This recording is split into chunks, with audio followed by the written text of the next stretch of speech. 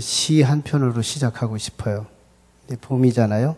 새싹은 돋아나고 아름다움이 피어나는 계절에 우리 고은 시인을 아시죠? 고은 아마 80세 정도 되실 것 같은데요. 남자분이신데 그분의 시가 그 중에서 그 꽃이라는 더 플라워 그 꽃이라는 시가 있어요.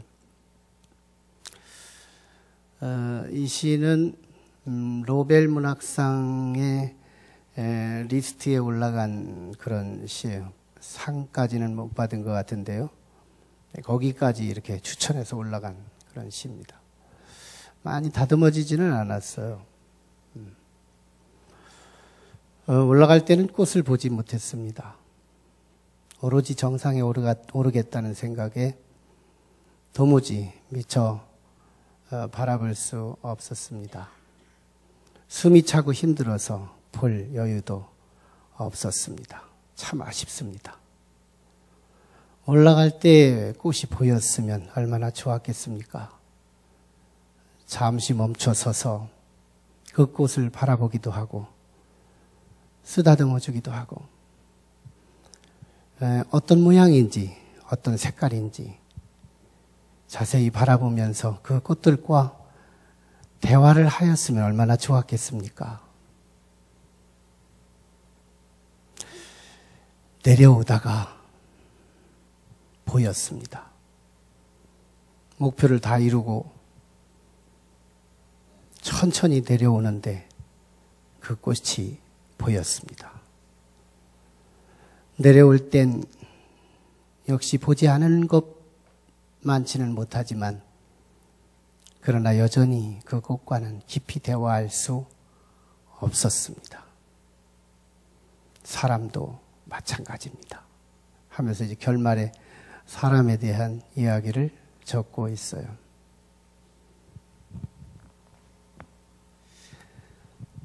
덤덤하지요?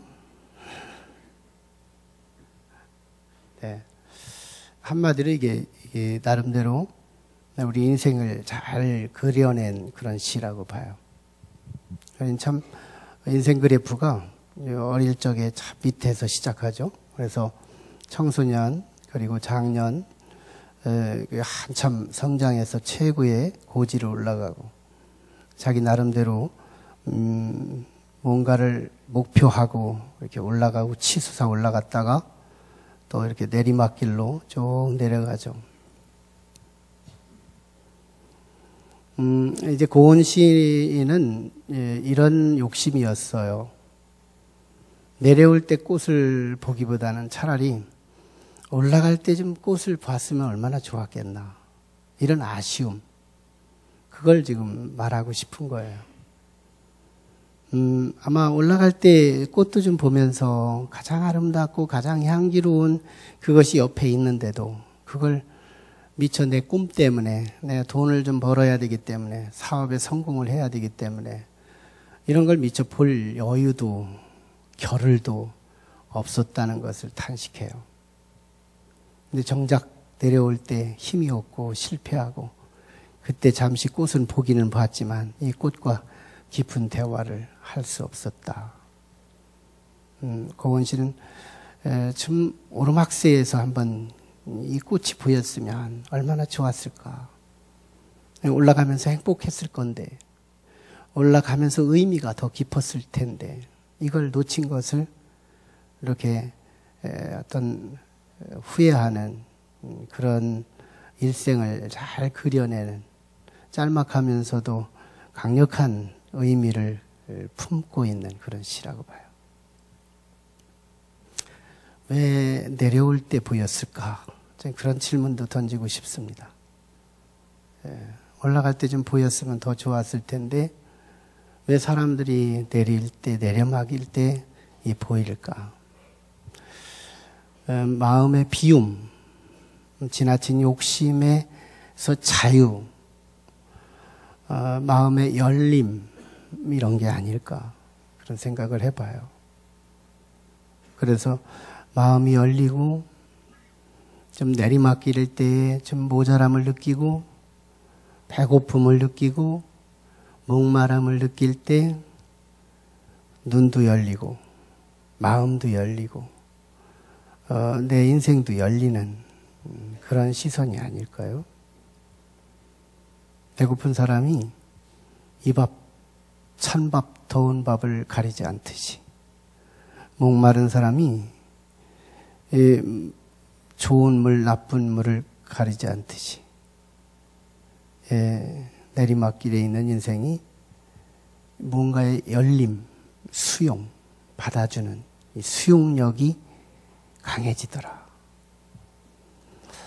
오늘 우리 계속 주일마다 나누는 성경의 VIP 다윗에 대해서 함께 나누고 있어요. 다윗은 오늘 본문에서는 참 황당무계한 그런 어마어마한 말에도 수용하고 받아주는 그런 멋진 한 장면을 오늘 보여주고 있는 말씀입니다. 사무엘하 15장부터 시작된 압살롬, 소위 다윗의 아들이죠. 아들이 아버지 나라를 빼앗겠다고 반정을 일으켰어요. 오늘 좀 죄송하지만 우리 백승권 집사님, 장광미 권사님 벌써 오셨네. 벌써 오셨어. 우리 어머니 하늘나라로 보내드리고 이렇게 오셨는데요. 한번 잠깐 일어나 주시고 우리 저분 우리 시향에서 오랫동안 활동하셨던 호른 전공자이세요. 우리 백승권 집사님 권위자시죠. 한번 어머니 상실로 많이 슬퍼하셨는데 한번 위로의 박수 한번 쳐드릴까요? 네, 감사합니다. 맞습니다. 앉으세요. 네.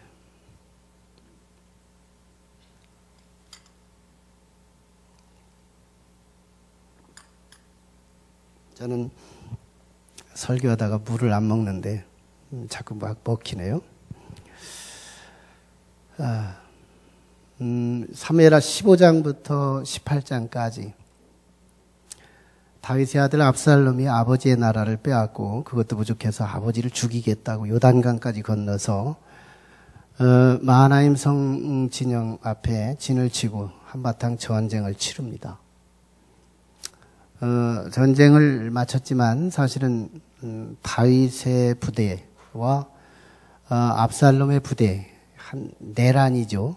이스라엘 안에서 일어난 전쟁이니까 이 내란 전쟁에서 아버지의 군사들이 아들의 군사를 이깁니다. 다윗의 군사가 압살롬의 군사를 이겨요. 그래서 두 전령들을 통해서 다윗이 이 전쟁에 승리했다는 것을 듣게 되고 동시에 두 가지 소식인데 하나는 전쟁이 이겼다는 소식이며 또 하나는 아들이 죽었다는 소식이에요. 이 두 소식을 들었을 때 다윗은 기쁨도 있었고 다윗은 슬픔도 있었는데 다윗은 슬픔에 빠집니다. 기쁨으로 즐거워할 수 없죠. 사실은 아버지로서 다윗은 아들을 잃어버렸기 때문에 이 기쁨 중에 슬픔에 푹 빠지게 돼요. 그래서 18장 33절에서 마지막 절이죠. 보면 내 아들 압살롬아 차라리 내가 너를 대신하여 죽었다면 압살롬 내 아들아 하였더라. 얼마나 절규하고 슬퍼하는지.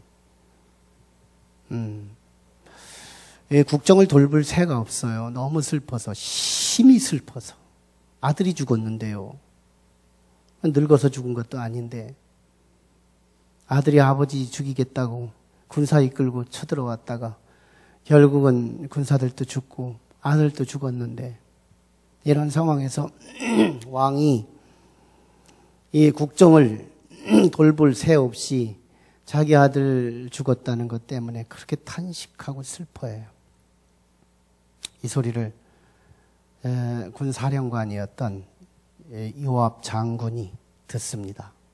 그리고 다윗에게 찾아가요. 왕이시여, 지금 뭐 하시는 겁니까? 당신을 위해서 당신의 아들들과 당신의 처들과 당신의 비빈들과 당신의 주변의 많은 사람들을 살리기 위해 병사들이 이렇게 죽음을 불사하고 싸우고 와서 승리하고 왔는데 저들을 대하는 태도가 이거 뭐합니까? 왕은 정말 사랑하는 자는 미워하시고 미워하는 자는 사랑하시니 어찌 그렇게 역순으로 지금 순서를 잃어버렸습니까? 차라리 왕께서는 지금 우리들이 다 죽어버리고 압살롬이 살았으면 춤을 출 상황입니다. 우리 정말 이스라엘 백성들이 지금 왕을 보기에 너무너무 민망한데 정말 이렇게 계속 그렇게 하실 겁니까? 당장 자리에 일어나셔서 당신의 자리로 가십시오. 만에 하나 오늘 저녁에 당신의 자리로 가지 않는다면 오늘 이 밤에 당신 곁에는 사람 하나도 없을 것이며 동시에 지금까지 왕께서는 고난을 당한 거 내가 누차 목격자가 됐지만 지금까지 당한 그 고난은 세 발의 피가 될 겁니다. 아마 전무한 고통이 찾아올 겁니다. 이게 무슨 말이에요? 이게 아들한테 당한 그 압살롬의 반란보다 지금 이스라엘의 군 4기를 장악한 총사령관이 반정을 일으켜서라도 다윗 왕의 나라를 뺏겠다는 협박 아닐까요?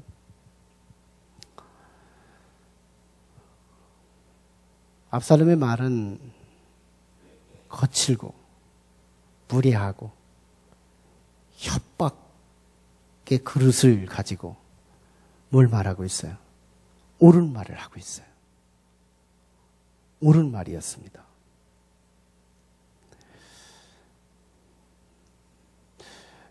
압살롬은 정말 옳은 말을 했다는 거예요. 그런데 더 중요한 건 이 옳은 말 한마디를 통해서 이 요압 장군은 옳은 말을 통해서 지금 다윗 왕을 잃어버리는 어마어마한 상실을 시작하게 돼요. 다윗 왕은 이때부터 요압 장군에 대해서 마음에 금이 갑니다. 이놈 나쁜 놈이로구나. 내가 그토록 아들 압살롬 좀 살려달라고 너그럽게 대해달라고 전쟁터에 나가기 전에 분명하게 말했는데 너는 끝내 내 아들을 단창으로 죽여버리고 이렇게 와서 나한테 승전했다고 춤추고 기뻐하라고 국정에 바로 가서 일을 집무하라고 이렇게 명령하고 있는데 참 괘씸 맞구나. 얼마나 괘씸했겠어요.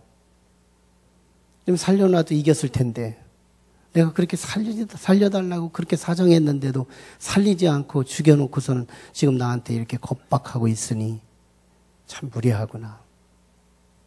그런데요, 다윗은 그대로 수용해요. 1차적으로요, 우리는 요압의 말을 한번 되잡아 볼 필요가 있어요. 요압의 말은 하나도 틀린 말이 없었어요. 한 나라의 지도자가 개인적인 아들을 잃어버린 거 슬픔 알지요. 하지만 뭇 백성들이 지금 방황하고 있습니다. 승전가를 울리고 기뻐해야 할 상황에서 이들은 오합지졸로 여기저기에 흩어져서 방황하고 수군수군하고 있어요. 나라가 어떻게 될지도 몰라요. 이미 두 동강이 났었고 이걸 봉합을 해야 되는데 이걸 하나로 뭉쳐야 되는데 지도력이 당장 필요한데 왕은 정작 가슴을 쥐어짜며 고통 중에 빠져 있어요. 요압 장군이 왕이여 당신의 자리로 가서 당신의 휘하장수들을 격려도 하고 위로도 해서 참 이 성전에 대해서 한번 기념시킬 수 있도록 지도력을 발휘해야 되는데 그걸 안 하고 있으니까 요압 장군이 지금 말한 이 말은 틀린 말이 아니었다는 거예요. 그런데 요압 장군은 이 옳은 말, 이 바른 말 여기서부터 왕을 잃어버리는 왕을 상실할. 그래서요 19장 13절쯤에 가면요 회복군 사령관으로 예루살렘으로 돌아가게 하는 회복군 사령관으로 누구를 세우느냐면 아마사 장군을 세워요. 요압 장군을 안 세워요. 그런 나중에 요압 장군이 또 그 아마사 장군을 또 살해해가지고 없애버리기도 하지만 여기서 다윗 왕의 중심을 볼 수가 있는 거죠. 괘씸했구나. 내가 너를 다시는 세우나 봐라. 내가 너한테 기회 주고 힘을 부여해줬더니 그 힘 가지고 나를 공격해? 나한테 협박해?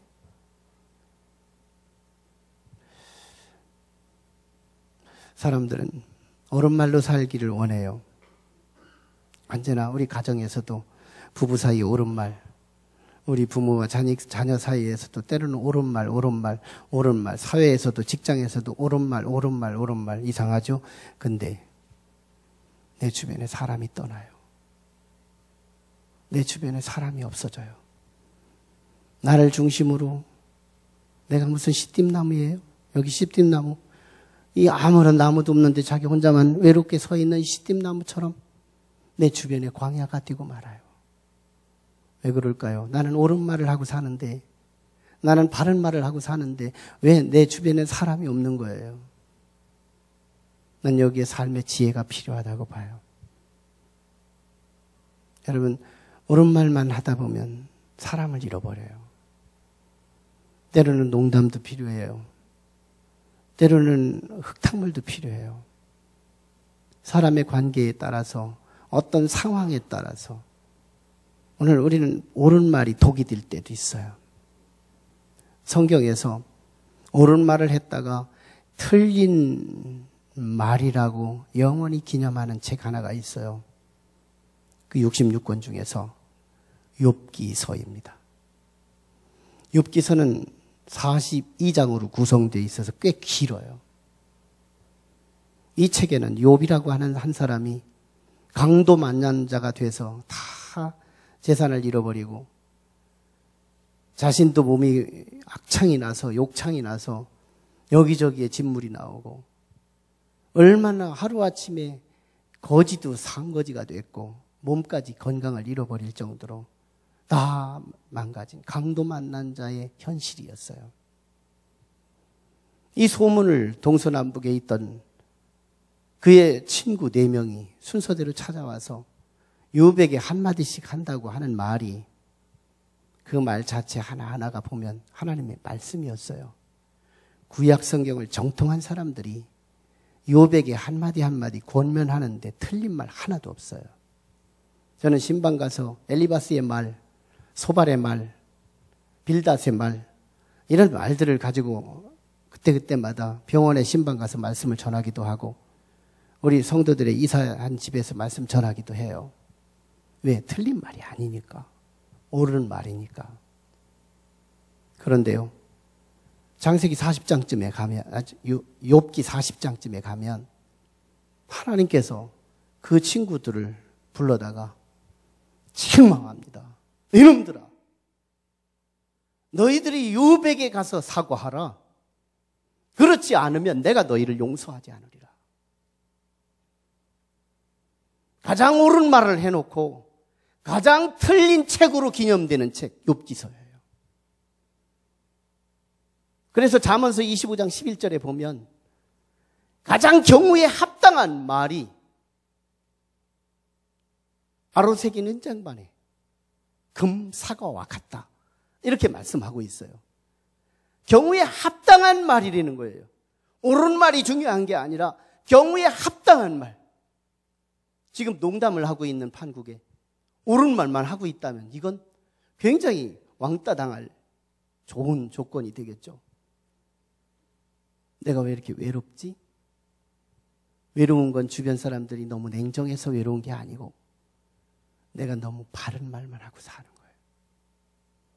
경우에 합당한 말이 필요하다는 거예요. 내 경우에 합당한 거 말이죠. 하지만 어떤 모습이든 다윗은 지금 그 무례하고 거칠고 협박스러운 그 언어의 그릇에다가 이 요압 장군이 다윗에게 책망하고 있는 이 책망에 대해서 다윗은 다 받아들이고 말아요. 그게 7절에서 8절로 넘어가는 내용입니다. 5절부터 7절까지가 요압 장군의 책망의 기사고 8절이 다윗이 이제 성문 앞에 나가서, 그때는 마하나임 성읍이거든요. 예루살렘 성읍이 아니에요. 마하나임 성읍에는 왕의 자리가 없는 거예요. 그래서 성문 곁에 있는 그 자리, 그 광장에서 백성들을 모아놓고 왕의 직무를 이루는 그런 현장이거든요. 왕이 자기 자리를 돌아가는 거예요. 이 소리를 백성들이 듣고 왕 앞에 나가는 그런 내용이 8절의 말씀이죠. 다윗은 말없이 요압 장군의 말을 그대로 받아들입니다. 세 가지 이유 때문에. 첫째는 일단 기분 나쁜 놈이 말하는 거지만 요압 장군의 말은 옳은 말이기 때문에 받아들이는 거예요. 옳은 말이라면 받아들일 수 있는 마음, 이 수용력. 옳은 말이라면 기분 나쁜 사람이 해도, 내가 싫은 사람이 해도 듣는 건 받아들일 줄 아는 수용성, 이게 필요하다는 것이죠. 이 수용력. 기분 나쁜 사람이 하기 때문에 나는 안 받아들이겠다. 많은 걸 놓칠걸요? 내가 좋아하는 사람이 말했기 때문에 비로소 농담도 내 거라 많은 걸 놓칠걸요?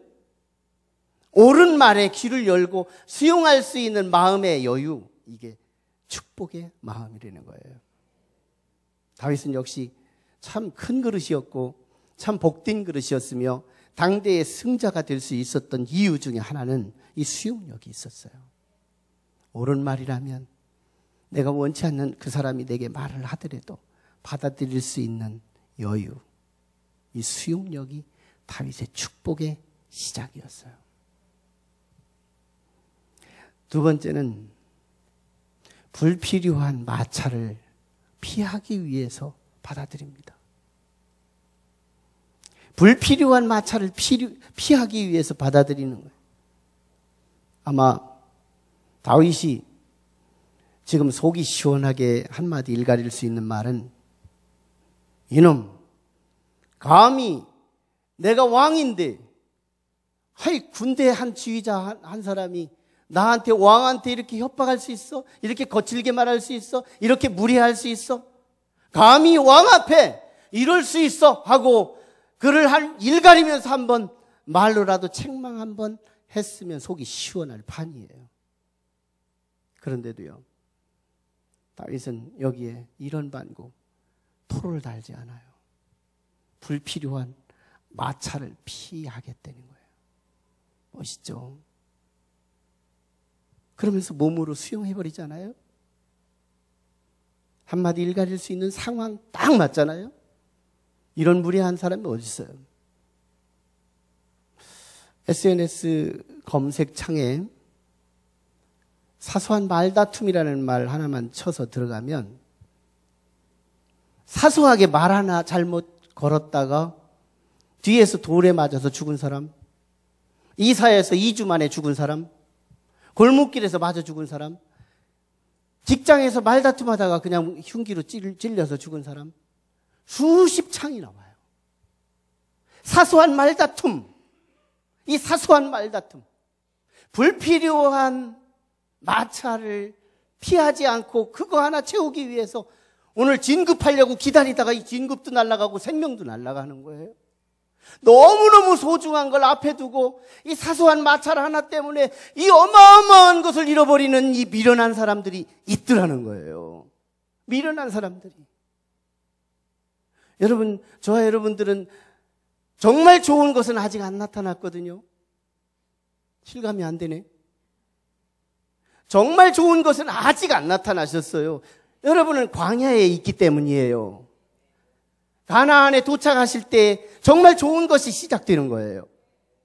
영적인 가나안, 영적인 요단강을 건너가고 나면 거기서는 우리가 이 땅에서 그렇게 생명 걸고 찾았던 금덩어리가 바닥을 밟고 다니는 천박함이 돼버리고 말아요. 유리정금 바닥을 거니는, 그리고 천군 천사들이 내 백성이 돼서 내가 예수 그리스도와 함께 영원한 왕 노릇을 하는 위대한 자리가 우리에게 주어지는 약속이거든요. 약속이에요. 우리의 미래는 우리가 생각하는 비전, 우리가 생각하는 설계도 그거 가지고는 우리의 미래를 잴 수 없을 만큼 어마어마한 미래가 우리에게 있어요. 우리는 그 비전을 향하여 가고 있는 거거든요.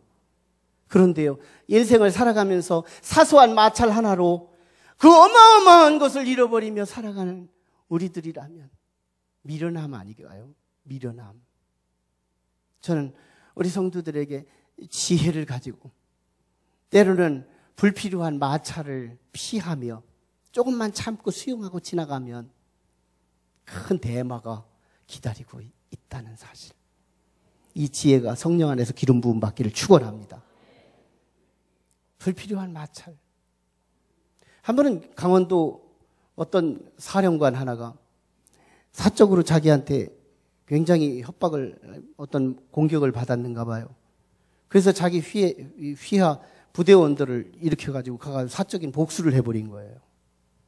그래가지고 사령관이 어려움을 맞은 거예요. 이 사적인 마찰 하나 가지고 이 사령관의 이 명예를 훼손되게 만드는, 얼마나 비련한 일이에요.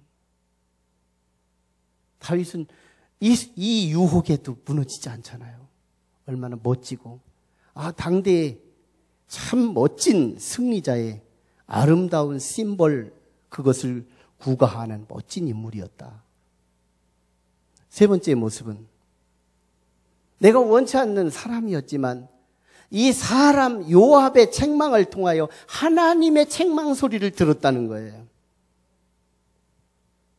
이것은 종합주석에 나오는 모든 주석가들이 동일하게 보고 있어요. 왜?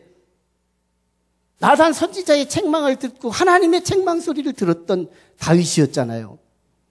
나단 선지자가 다윗에게 찾아와서 말할 때는 사람이 찾아왔고 하나님의 음성을 듣지 않았으며 사람의 말 예화를 통하여 다윗을 설득했을 때 다윗은 하나님 앞에 죄를 회개했거든요. 다윗은 이런 영성이 있어요. 사람의 소리 속에서 하나님의 소리를 듣는 귀에 큰 귓바퀴가 있는 거예요. 어떤 소리도 하나님의 소리를 들을 수 있는 이 빨아들임의 수용력, 대단하죠. 빨아들임의 수용력. 중요한 것이요, 수용력이에요. 우리 마음을 좀 하나님께 열어야 돼요. 이 덤덤함을 좀, 이 강팍함을 좀 부드럽게 하나님께 열어야 돼요. 우리 예배 시간만큼이라도 확 여셔야 돼요. 수용성이에요. 약속이 있는 곳이다. 신령한 약속, 기름진 약속이 선포되는 자리다. 마음을 확 열고 수용하는 자세. 여기에 놀라운 일이 벌어져요. 성경은요, 수용 한 가지를 통해서 어마어마한 축복을 누린 자들의 이야기로 꽉 채우죠. 네. 모세는 자기가 40대 때 얼마나 치고 올라갈 때 실수해가지고 광야로 실패한 자로 가지만 광야에서 내리막길로 80세 무슨 소망이 있고 기력이 있어요. 아무것도 없을 때 호렙산에서 하나님을 만나요. 그분이 하나님이라면 내가 맞이하겠다. 내리막길에서 하나님 만나요. 여러분, 야곱도 자기 집에서 쫓겨나서 이제 외삼촌 댁에 가지만 개나리 보쯤 하나 가지고 돌베개 자고 어쩔 수 없이 따뜻한 베개도 못 된 돌베개 싸늘한 그 밖에서 잠을 잘 때 하나님을 만나요. 요셉도 내리막길에서 하나님을 만나요.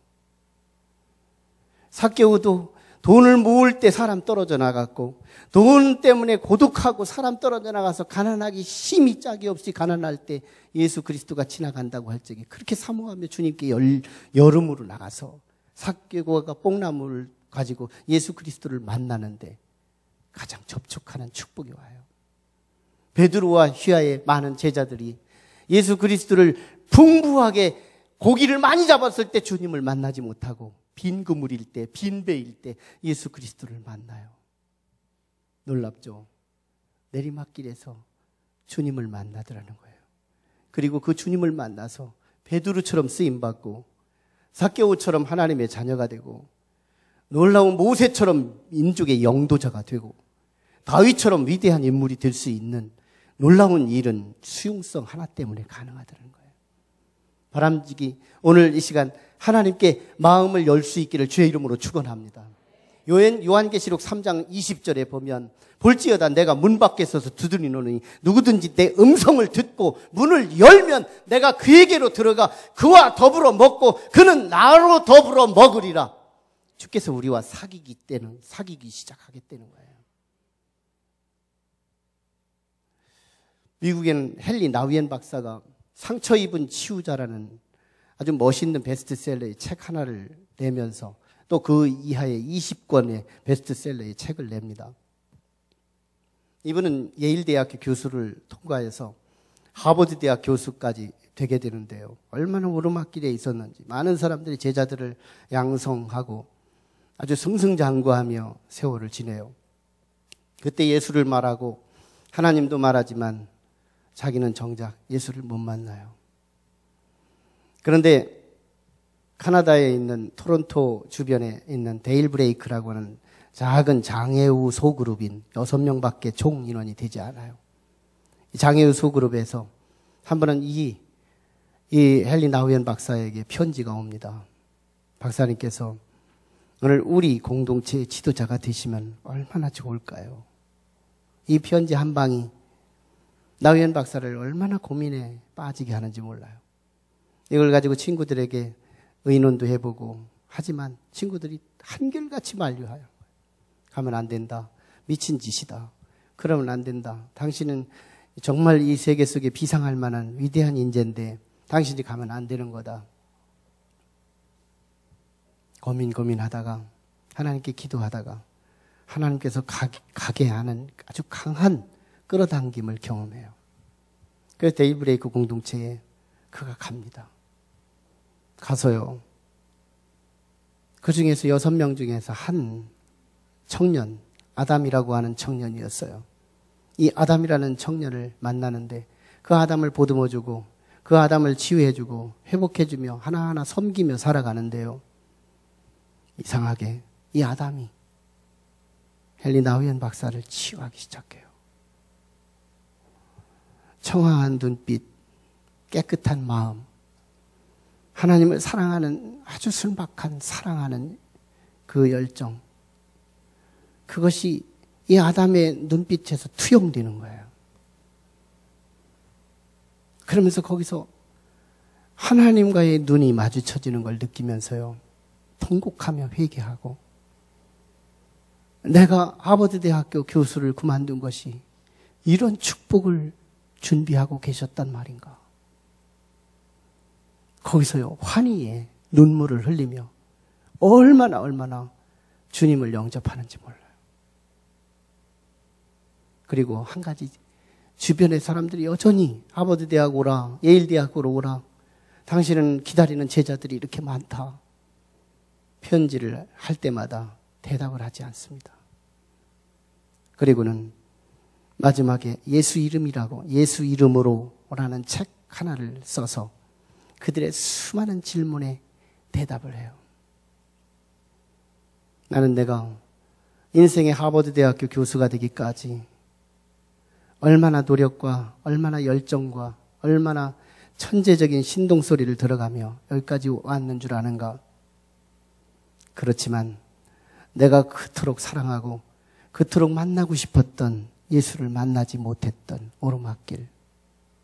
그러나 내 인생에 내가 스스로 나도 주체할 수 없는 뭔가에 끌려서 데일브레이크 공동체에 오자 이 아담이라는 이 청년 눈빛에서 그리스도와 접촉되고 성령이 감화되며 그가 회개하며 예수 그리스도를 만난 이후에 내 인생은 잃어버린 게 아니라 어마어마한 것을 얻었노라고 그 책을 통해서 대답을 하고 있어요.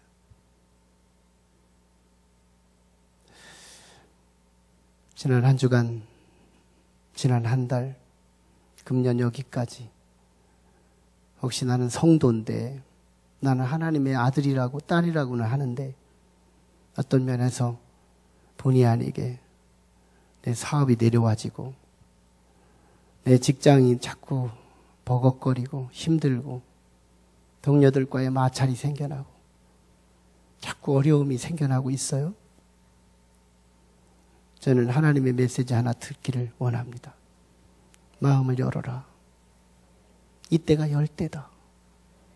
이때가 주님이 들어갈 때다. 천지를 창조하신 하나님이 우리 성도의 가슴에 들어갈 절호의 기회다. 열어만 드려라.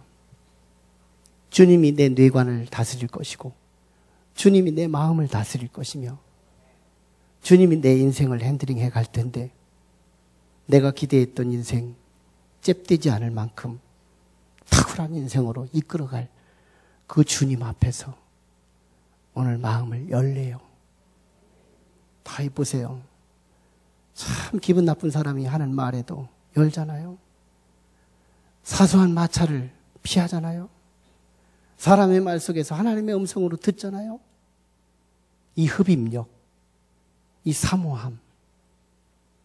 그러니 그 시대에 성공자의 심볼로 영원히 남는 오늘 우리의 믿음의 표본이 되는 참 멋진 인물. 저는 예수 그리스도께서 이 땅에 오셔서 수많은 이적과 표적이 있었지만 그 이적과 표적 속에서 그리스도가 온전히 그리스도로서 우리에게 나타나지 못했어요. 왜? 모든 회중으로부터 각광받았고 한번 설교하면 인산인해를 이루는 수많은 사람들이 따랐으니까요. 근데 우리 예수께서 우리의 허물과 죄, 내가 어쩌지 못하고 있는 그 죄로 인해 십자가에 죽어주시고 부활하심으로 영원한 부활의 승리를 가지고 이 땅에서는 영원히 사망 권세를 어쩌지 못하게 하는 영원한 절대적인 생명을 가지고 우리의 구세주가 되신 줄로 믿습니다. 그분이 우리의 마음을 열래요. 저는 장례식에서 늘 말씀하는 것처럼 엄마가 주신 생명 가지고 죽지 말라. 엄마가 주신 생명 가지고 죽으면 아궁밖에 갈 곳이 없다. 불타는 곳에 갈 곳밖에 없다. 지옥밖에 갈 곳이 없다. 엄마가 주신 생명만 가지고 가면 불타는 곳에 갈 수밖에 없는 거예요. 예수가 주신 생명, 내가 곧 길이요 진리요 생명이니 나로 말미암지 않고는 아버지께로 올 자가 없다고 한 예수 생명을 우리의 연약한 몸에 지니게 되면, 그리고 우리의 연약함은 원래 투갈이어서 깨지는 그날, 죽은 그날 우리 속에 있는 예수 그리스도의 생명이 우리의 몸과 신묘막측하게 조물조물 다시 한번 재창조하셔서 지금의 장애우의 모습, 지금의 못생긴 모습이 아니라 신령하고 새로운 새싹이 새봄에 그 나무에 작년에 났던 그 가지가 아닌 새로운 신령한 모습으로 새싹이 돋아나듯이 우리의 인생을 예수 그리스도가 다시 오실 때 예수 생명을 품고 죽은 그 모든 사람이 생명의 부활로 영원히 사멸되지 않는 구원의 자리로 인도하실 줄로 믿습니다. 그 주님을 열어드리는 거예요. 내가 마음을 주께 열어드린다는 것은 그 영원 불쌍하신 예수 그리스도가 우리의 구세주가 되시는 대박 인생이거든요.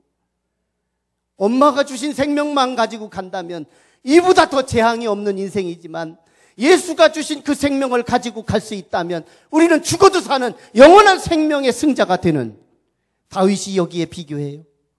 예수 그리스도의 생명이 내 안에 있는데요. 여러분, 우리 자신을 과소평가하면 안 되는 거예요. 우리는 내가 나를 너무너무 몰라요. 내가 예수 그리스도에게 열어졌을 때 그 놀라운 절대적인 그 생명이 내 안에 들어왔을 때 내 인생을 변화시키고 내 끝자락을 성공되게 이끌어가는 그 놀라운 축복이 저와 여러분에게 경험되기를 주의 이름으로 축원합니다. 사람들은 기껏해야 뛰기밖에 못해요. 그러나 예수 그리스도에게 엎혀진다면 우리는 예수 그리스도와 함께 비상하며 놀라운 비상으로 기적이 상식이 되는 놀라운 인생이 우리 가운데 약속된 줄로 믿습니다. 열어드리는 거예요. 하나님이라면, 신령한 것이라면, 하나님께라면 그냥 닫지 마시란 말이에요. 하나님께라면 그냥 열어드리는 거. 열어서 돈이 손해봐요? 열어서 뭐가 손해봐요? 자존심을 잃어버리나요? 아니에요. 예수 그리스도를 향하여는 마음 양팔 벌려 다 열어서 수용할 수 있기를 주의 이름으로 축원합니다. 하나님의 은혜와 사랑과 감동, 역사, 인도, 은혜 주심이 오늘 하나님 존전에 와서 예배의 기도와 찬송과 또한 헌신과 모든 예배의 요소 속에서 하나님을 만나고 내 마음을 활짝 열어드리고 하나님의 음성을 듣고 돌아가는 온 성도들의 심령과 저들의 부부와 저들의 자녀와 저들의 직장과 저들의 사업과 저들의 모든 삶 위에 지금으로부터 영원토록 함께 하시기를 간절히 축원하옵나이다. 아멘.